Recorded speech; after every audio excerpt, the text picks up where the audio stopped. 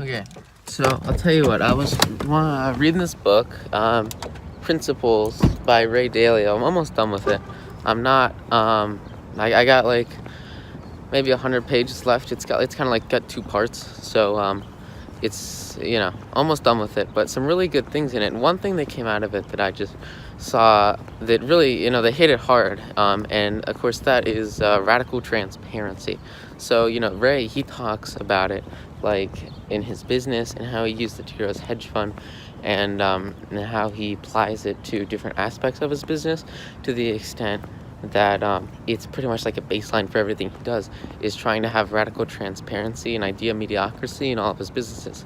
So I thought it was a pretty hard principle, and I really appreciated the insights and what went into it. It was really unique and interesting, and I'm trying to adapt it into my life and on this YouTube channel. So one thing I want to talk about, and I don't think I'll cover it too much, but I think it warrants a video real quick, just to be, 100% on this. I don't want to be, half here and half not. Like, I'm radically transparent, right? So one thing that has kind of really changed the way I think I've grown is, my parents separated in 7th grade, right? And they were divorced soon after. So it's something I've been living. I live with my mom most of the time, pretty much every single day, except for, every other weekend I'll go to my dad's house, right? So at the beginning, my dad, he lived in Charlotte still. He moved to this building right here, which is really what inspired this. And he lived, over there-ish. Over there-ish. And when he lived there, it was like, maybe 45-minute, 50-minute drive. We'd come here every other weekend. My brother and we would drive with him, and we'd stay up in there. This is a big, commercial industrial area. So we would just, take care of what needed to get done with school. But it's like 7th and 8th grade, right? It was a long time ago. It really was. But it was pretty cool. It was probably pretty influential in my development. Because it was like, all of a sudden, you got to figure out how to transport. You got to figure out how to travel and how to adapt to it. And it's just kind of a different lifestyle. I'm not gonna talk. People like, your parents are together, they're not, and that's just how it kind of worked out for me. So that went on for a couple years, and then my dad moved to Atlanta, right? To Atlanta, Georgia. So he found a new girlfriend, so changed all that stuff. No big deal. But different travel schedule, right? So instead of hour drive, now we gotta get to a new state every other weekend. So just reiterating the importance of being fluid and dynamic in travels, and also with working to get to places where you need to be, right? So if it's a new state, or just a new just like a new building, right? Like being able to transition from one place to another, and schedule in the time where it's like, I gotta tell my guys at work I can't come in because I need to go to Atlanta, right? So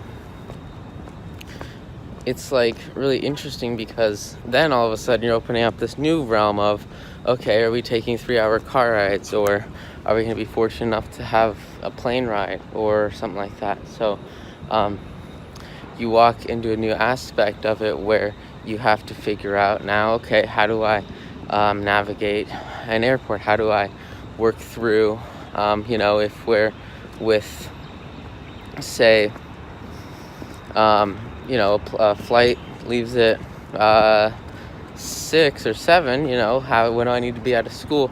When do I need to pack? Stuff like that. So planning it out beforehand, and then being able to schedule trips to the extent that they'll actually get done, right? So that's something that came from that.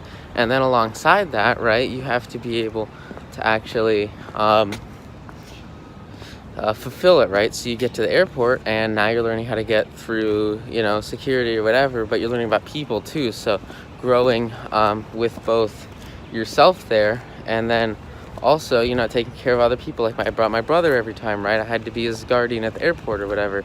So, we would go through that, and then it just opens this new field where instead of, just sitting at home, you're out and you're getting it going. So you need to be, at the airport at this time. You need to be on the flight, and then take responsibility for yourself, right? Like it's your responsibility to be there.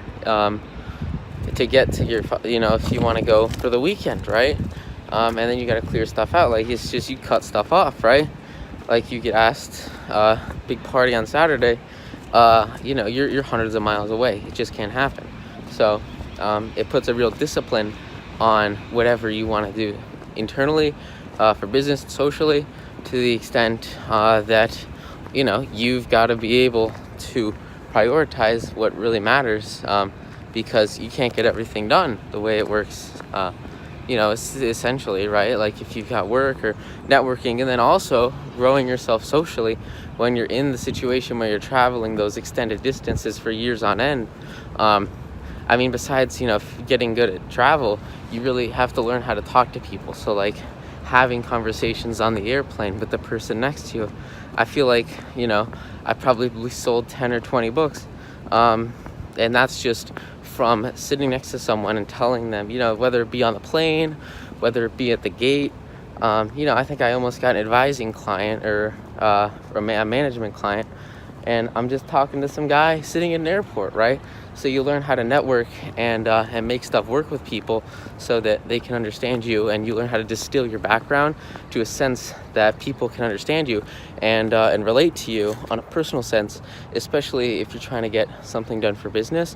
Then you can really finish your internal self and manifest it better once you go through. You talk to hundreds of people about what it is you do and trying to sell yourself, marketing, negotiation, stuff like that. It's a really good experience because you're always dealing with new people, and at the same time they're the kind of people where you're going to see them once, and then if you see them again, it's because you have a phone or you have their phone number, so you get it finished on that extent, so that you can network with them and then maybe grow a longer term relationship. So that was really what came from that, and I thought it was pretty cool, especially with the way it works. Since you're traveling, everyone's got their different stories, so you get a lot of unique backgrounds about where people are from, what they like, what they do, and you meet a lot of new people, and grow your social compass. So I think that's probably one of the biggest things that's come from it. It's tough with divorced parents, but you just make it work. And that's my fun story for today. So thanks guys, have a good one.